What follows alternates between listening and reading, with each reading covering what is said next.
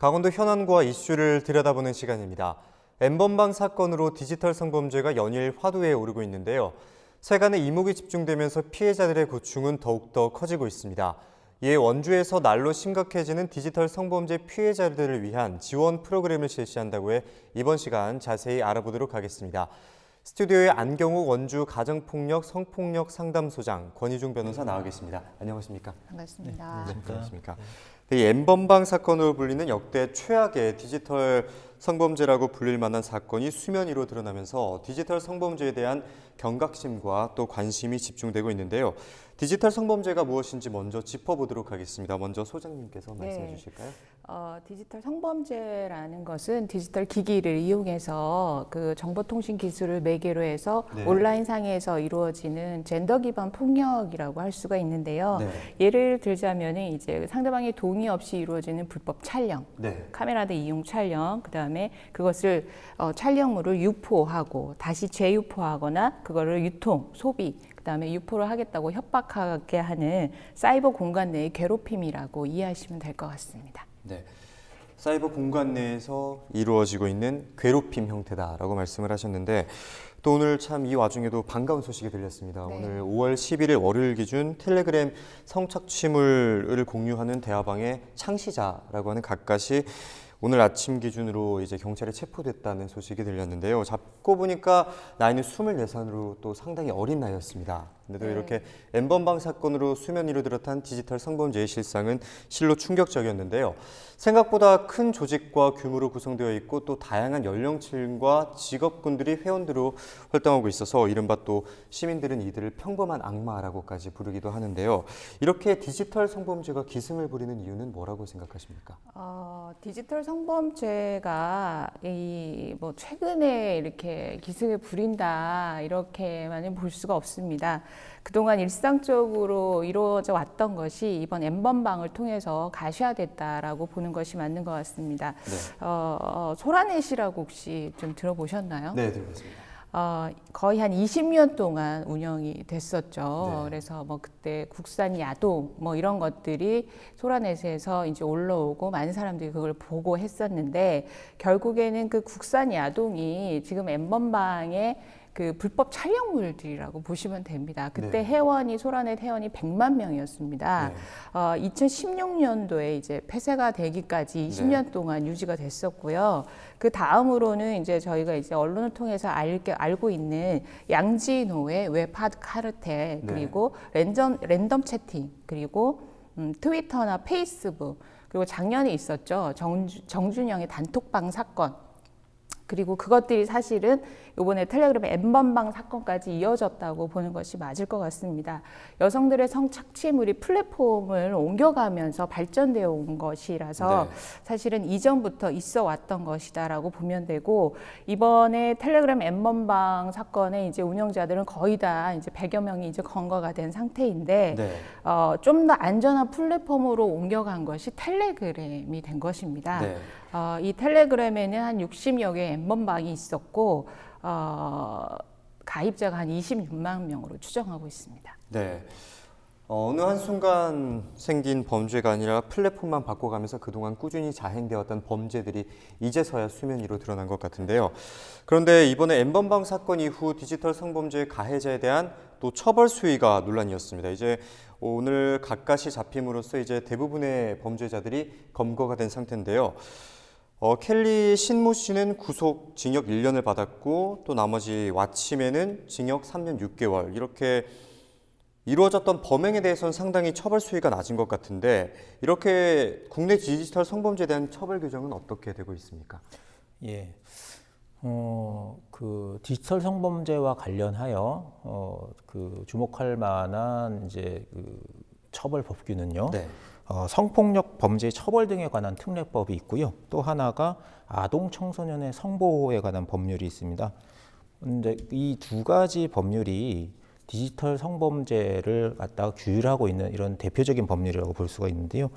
그 성폭력 범죄 처벌 등에 관한 특례법이 통신 매체 이용 음란죄와 그다음에 카메라 이용 촬영죄를 규정하고 있습니다. 그래서 통신 매체나 카메라 또 뭐 촬영 장비 이런 것들을 이용해서 성범죄를 저지르는 경우에 처벌을 하고 있습니다. 그 통신 매체 이용 음란죄는 징역 2년 이하 또 500만 원 이하의 벌금에 처하게 돼 있고요. 카메라를 이용해서 범죄를 저지른 경우는 5년 이하 또는 3천만 원 이하의 벌금에 처하게 돼 있습니다. 이번에 지금 이제 그 N번방 사건과 관련해서는 미성년자의 피해자들이 있기 때문에 이런 미성년자를 대상으로 하는 피해자를 대상으로 하는 법률은 이제 아동 청소년의 선고에 관한 법률이 있는데요. 여기에서 그 11조의 아동 청소년을 이용해서 음란물을 제작하는 경우에 무기 또는 5년 이상의 유기징역에 처하도록 되어 있습니다. 근데 사실 법정형 자체는 그렇게 낮은 건 아닙니다. 우리의 그 사람을 살해했을 때 형법상 사람을 살해한 자는 사형 또는 무기, 사형 무기 또는 5년 이하의 징역에 처하고 있기 때문에요. 지금 이 N번방 사건처럼 뭐 조주빈이나 뭐 각각 그 일당이 성착취를 만들어서 유포를 했을 때 그 법정형이 살인죄에 비등한 이런 식의 법정형 자체는 그렇습니다. 다만 이제 그 법정형을 법원에서 어떻게 정하느냐, 양형에 따라서 양형 기준이 있는데요. 그 양형을 높여야 된다 이런 뭐 요구들이 많습니다. 또 그 아동 청소년이 드러난 음란물을 만들어서 이걸 배포하는 경우에도 7년 이하의 징역 또는 5천만 원 이하의 벌금에 처하도록 되어 있는데요. 이게 다른 범죄의 어떤 양형, 그 법정형과 비교해 보면 그 형법상 인신매매가 사람을 인신매매한 사람이 7년 이하 징역이거든요. 거의 비등비등한 법정형은 그렇습니다. 그렇지만 계속 우리 사회적으로 이제 문제가 되고 있고 처벌 수위가 낮다라는 거는 기존의 법원에서 그 법정형에 못 미치게 양형을 그렇게 했기 때문에 그런 그 처벌 규정을 높여야 된다 이런 요구도가 굉장히 높았던 것이 사실입니다. 처벌 규정이 낮기 때문에 이러한 악랄한 범죄가 계속해서 재발하는 것이 아니냐라는 목소리도 나오고 있는데요. 또 현재 재판이 진행 중인 박사방 운영자 조주빈이나 또 다른 N번방 운영자 켈리 등과 같은 주범 이외에도 이 영상을 보기만 했다거나 또 유포는 하지 않고 소장만 하고 있었다, 또 원치 않았는데 누군가에 의해 영상을 전달받았다 등의 다양한 유형의 관련자들이 나오고 있습니다. 디지털 성범죄의 경우 어디까지 범죄로 인정이 되는지 그 범위에 대해서 한번 짚어주실까요? 네, 일단 이제 말씀하신 대로 사이트에서 영상을 보기만 한 경우, 그다음에 이제 뭐 유포는 하지 않고 소장만 한 경우, 그다음에 원치 않았는데 누군가에 의해서 영상을 전달받았다. 이런 뭐 세 가지를 말씀해 주시는데 그 세 가지에서 이제 하나씩 따져 보면은 사이트에서 영상만 본 경우에는 형제의 법률상으로서는 범죄가 된다고 보기는 좀 어렵습니다. 이거는 그 이용자들이 불법 음란물 제작이 끝난 상태에서 그걸 이제 시청하는 그런 과정이기 때문에요. 거기에서 뭐 그 영상물 제작에 관여를 했다라든가 아니면 교사를 했다든가 공범이라든가 이런 것들이 밝혀지지 않는 이상은 단순히 사이트에서 영상만 본 경우에는 처벌 규정이 없습니다. 그래서 이제 조주빈 이 박사방 N번방 사건이 터졌을 때 법무부나 이제 국가기관에서는 범죄단체 조직죄를 적용을 해서 같이 돈을 내고 들어간 사람들, 이런 사람들은 적극적으로 어떤 개입이라든가 방조의 부분이 있다고 보기 때문에 그거에 대해서도 범죄단체에 준해서 처벌하겠다는 의지를 갖고 있었는데 현재 그 조주빈의 기소 내용을 보면은 범죄단체 조직죄로는 기소가 되진 않았습니다. 이거는 이제 법률적으로는 좀 더 보완이 필요할 것 같고요. 그렇지만 완전히 배제된 건 아니고 아직 수사기관에서는 여러 이제 수사를 통해서 증거를 통해서 그 돈을 내고 입장했던 그 사람들에 대해서는 공범으로 처벌하고자 하는 노력을 하고 있습니다. 그리고 소장만 하고 있어도 처벌이 되느냐? 이게 그 아동 청소년이 나오는 이런 성착취물 법상으로는 이제 이 아동 청소년 이용 음란물이라고 되어 있는데 이제 아동 청소년의 성착취물이겠죠. 그 성착취물은 그 유포하지 않고 소장만 하고 있어도 범죄가 됩니다. 이거는 그래서 아동 청소년이 나오는 이 음란물이 원치 않은데 누가 나한테 보냈다. 그러면 이제 예를 들어 우리 핸드폰으로 어떤 뭐 SNS라든가 내가 받는 순간 내 핸드폰에 저장이 되고요. 그걸 누르는 순간 내가 소지하는 것이 되기 때문에 그런 경우에는 처벌을 받을 수 있습니다. 그 아동 청소년 성보호에 관한 법률 그 11조에서 소지한 자는 뭐 그런 식으로라도 소지를 하게 된 자는 1년 이하의 징역 또는 2천만 원 이하의 벌금에 처하게 돼 있고요. 다만 이제 여기서 현행법상 성인 성착취물 이 부분에 대해서는 배포하지 않고 소지만 한 경우에는 처벌 규정이 없습니다. 그래서 네. 이제 앞으로도 이런 그 성인 성착취물에 대해서도 네. 입법이 미비한 부분에 대해서는 보완이 필요하다 이렇게 보고 있습니다. 네. 아동 청소년 성착취물의 경우는 이제 소지를 하고 있기만 해도 이제 처벌을 받을 수 있다고 짚어주셨는데 그간 디지털 성범죄의 경우는 국내에서 구체화된 법안이 없어서 이른바 솜방망이 처벌이란 지적이 꾸준히 이어왔었는데요. 이번 사건을 계기로 이제 법안을 구체화하고 또 개정해야 한다는 목소리가 끊이지 않고 있습니다. 이 부분은 어떻게 진행이 되고 있습니까? 네.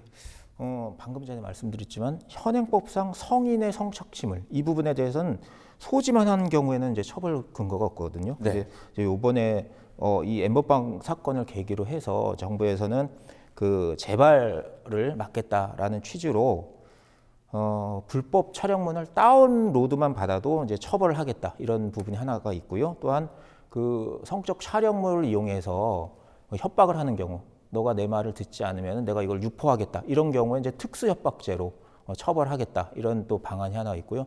보통 이제 특수협박이라고 하는 거는 뭐 위험한 물건, 뭐 흉기 아니면 단체 어떤 그 힘을 이용해서 협박을 하는 이런 경우가 대부분인데 지금 이전에는 유포하겠다라는 말 자체가 협박은 될 수 있어서 특수협박은 되진 않았거든요. 근데 특수협박이 되면은 가중처벌하게 되니까 이제 그런 부분에도 그 법을 좀 더 보완하겠다라고 입장이 있고요. 그 다음에 이제 최근에 이 아까 말씀해 주셨지만 기존에 있던 이 성범죄, 디지털 성범죄들이 플랫폼을 바꿔가면서 자꾸 이제 새로운 형식의 이런 범죄로 발전을 하고 있는데요.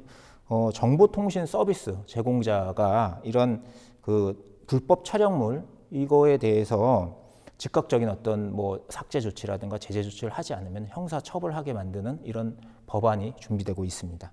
예, 그리고 네. 또 보면은 5월 6일 날 이제 국회 여성가족위원회에서 회의를 보면은 현행법상 제가 이제 아까도 말씀드린 아동 청소년 이용 음란물이라고 했는데 이 음란물이라는 거를 보통 보면은 아동 청소년들이 나와서 뭐 음란한 행위를 했다 이런 이미지도 줄 수 있기 때문에 피해자 보호 차원에서 그게 아니고 이제 성착취물이다 이런 용어도 개정을 해서 이 성착취물의 배포 소지 이런 것조차도 이제 처벌 수위를 높이겠다라는 입장입니다. 네. 또 이번 사건이 공론화되면서 디지털 성범죄에 대한 심각성이 재조명되고 있는데요. 또 사실 이렇게 범죄자들에 대한 처벌만큼이나 중요한 것이 피해자들에 대한 지원과 또 관리일 것 같은데 이번 사이버 공감에서 발생하는 디지털 성범죄에 대한 심각성 어떻게 보고 계십니까? 이 디지털 성범죄는 성폭력 범죄, 기존에 있어 왔던 오프라인 상에서의 뭐 강간이나 강제추행 범죄하고는 다른 특성들을 가지고 있습니다. 네. 그 차이점이라고 한다 그러면 그 피해자들의 피해 영상물이 완전 삭제는 불가능하다는 겁니다. 그렇다 보니까 가해자를 처벌하고 그 영상물을 삭제를 하더라도 어느 기간이 지나서 그거를 다운받았던 사람들이 다시 이걸 유포하게 되는 일들이 반복적으로 일어나게 되는 거죠. 네. 그렇다 그러면은 피해자들은 자신의 피해 영상물이 언제 다시 영상물이 유통되는지 알 수가 없는 상황인 거예요. 네. 그리고 이것들이 피해자가 신고를 하고 고소를 해야지만이 삭제나 아니면은 처벌을 할 수 있는 것들이 되는데 네. 결국은 피해자들은 그 자신의 피해 영상물을 계속 찾아다녀야 된다는 얘기거든요. 네. 그래서 기존의 오프라인 상에서 발생하는 성범죄와 달리 끝이 없다. 라는 것들이 이 피해 심각성을 조금 더 얘기해 주는 게 아닌가라는 생각이 듭니다. 그리고 다른 사건, 성폭력 사건이 다 그렇지만 성폭력 피해자에 대한 좀 낙인이 있습니다. 네. 아니 도대체 왜 영상을 왜 찍어서 보낸 거야? 벗은 사진을 왜 찍어서 보낸 거야? 라고 하면서 피해자에 대한 어떤 낙인을 하는 거죠. 너도 잘못이 있다. 라는 부분으로 낙인을 하기 때문에 피해자들이 되게 도움을 요청하기가 상당히 어렵습니다. 그래서 혼자서 이제 고민하는 경우들이 상당히 많이 있는데요. 요번에도 그 조주빈 박사방에 뭐 여성 연예인이 있었다, 뭐 이런 식으로 해서 사람들이 여성 연예인이 도대체 누구냐, 막 이렇게 찾고 막 이렇게 했었거든요. 성폭력 사건에서의 피해자에 대해서 궁금해하지 않는 우리 사회에 좀 변화가 필요하지 않을까라는 생각이 듭니다. 네.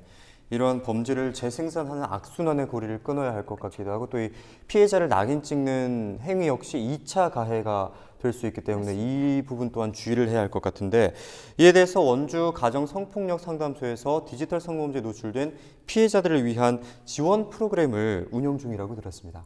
네, 그 텔레그램 사건 이후에 이제 정부에서도 그렇고 지원하는 단체에서도 어떻게 하면 좀 더 디지털 성범죄 피해자들을 제도로 지원할 것인가에 대한 고민들을 하게 되었습니다.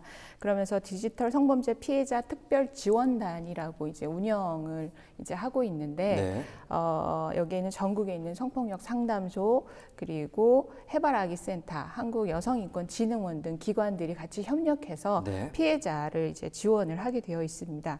상담소의 피해자가 상담 요청 시 전담 인력이 한 명이 1대1로 배치가 돼서 상담서부터 고소 수사 단계에서부터 재판 모든 단계에 이르기까지 전반적인 과정을 부터 지원을 하게 되어 있습니다. 그리고 그 영상물에 대한 삭제 지원과 그다음에 법률, 변호사, 국선 변호인 조력을 하는 것까지 저희들이 연계를 해서 지원을 하고 있기 때문에 좀 용기를 내서 도움을 좀 요청하셨으면 좋겠습니다. 사실 피해자들이 상당히 많이 있는데 상담소에 의뢰된 경우들이 많지가 않아요. 아까도 말씀드렸지만 디지털 성범죄의 특성상 피해자들이 본인을 드러내는 것에 대해서 상당히 조심스러워하고 있거든요. 근데 이것은 혼자만의 문제가 아니자 혼자 고민하지 마시고 용기를 좀 내주신다면 좀 도움을 받으실 수 있을 것 같습니다. 그리고 경찰에서도 디지털 성범죄 특별 수사팀이 꾸려졌습니다. 전국 단위로 꾸려져 있는데 강원도에는 춘천, 강릉, 원주 세 곳에 특별 수사팀이 꾸려져서 요 디지털 성범죄에 대해서 특별히 또 수사팀이 수사에 또 집중을 하고 있기 때문에 적극적으로 도움을 요청하셨으면 좋겠습니다. 네, 그러면 피해 사실을 말씀하신 대로 숨기거나 또 홀로 고통을 삼키는 경우가 많다고 들었는데 이런 사건의 피해자일수록 숨기는 것이 아니라 주변에 적극적으로 도움을 요청해야 한다고요? 그렇죠. 이 도움을 요청하는 것이 필요한 것은 저희가 그 미투가 있었잖아요. 2018년도에 미투 운동을 하면서 많은 피해자들이 자신의 피해 사실을 드러내면서 법도 제정이 되고 이렇게 된 거예요. 이번 디지털 성범죄 텔레그램 사건 또한 피해자들의 목소리가 있었기 때문에 법도 개정이 될 수가 있었습니다. 그래서 그 용기 있는 분들이 사실은 이 세상을 변화시키고 있는 거거든요. 그렇죠. 그래서 피해자들이 숨기는 게 아니라 적극적으로 도움을 요청하는 것들이 나 말고 다른 피해자들에게도 도움을 줄 수 있고 우리 사회가 좀 더 평등한 사회 그리고 이런 성폭력이 조금 더 줄어들 수 있는 사회로 나갈 수 있는 길이라고 좀 생각을 하면 됩니다. 그리고 아시다시피 이제 각각까지도 검거가 됐잖아요. 거의 잡힌다고 보시면 될 것 같습니다. 그렇게 범죄를 저지른 사람들이 모두 다 잡힌다. 나한테 범죄를 저지른 사람도 잡힐 수 있기 때문에 엄벌에 처할 수가 있거든요. 그래서 그것은 피해자들의 적극적인 고소 이것들이 꼭 필요하기 때문에 혼자 고민하지 않으셨으면 좋겠습니다. 네. 그럼 끝으로 변호사님께서 이런 성범죄와 같은 경우 법률적인 자문 역시 중요하다고 했는데 짧게 말씀을 부탁드리겠습니다. 예, 맞습니다. 그 소장님께서 자세히 잘 말씀해 주셨는데요. 일단 피해자들이 그 두려워하지 말고 숨지 마시고 수사기관의 도움을 청하거나 아니면 이제 뭐 소장님한테 뭐 도움을 청하시면은 수사기관에서는 이제 그 수사 단계에서 그 피해자 국선 변호인이 도움을 주게 될 거고요. 뭐 수사 절차뿐만 아니라 민사적인 손해배상 청구 부분에 대해서도 도움을 받을 수 있으니까 또 이런 또 성범죄 디지털 성범죄 피해자들은 사회적으로 약자인 경우들이 좀 있습니다. 그래서 적극적으로 도움을 요청하시면은 도와줄 수 있는 시스템은 돼 있다고 봅니다. 네. 이번 시간은 디지털 성범죄 피해 현황과 또 지원 상황에 대해서 알아봤습니다. 오늘 말씀은 여기까지 듣도록 하겠습니다. 지금까지 안경욱 원주 가정폭력 성폭력 상담소장 그리고 권희중 변호사와 함께 이야기 나눠봤습니다. 오늘 말씀 여기까지 듣겠습니다. 고맙습니다. 고맙습니다. 감사합니다.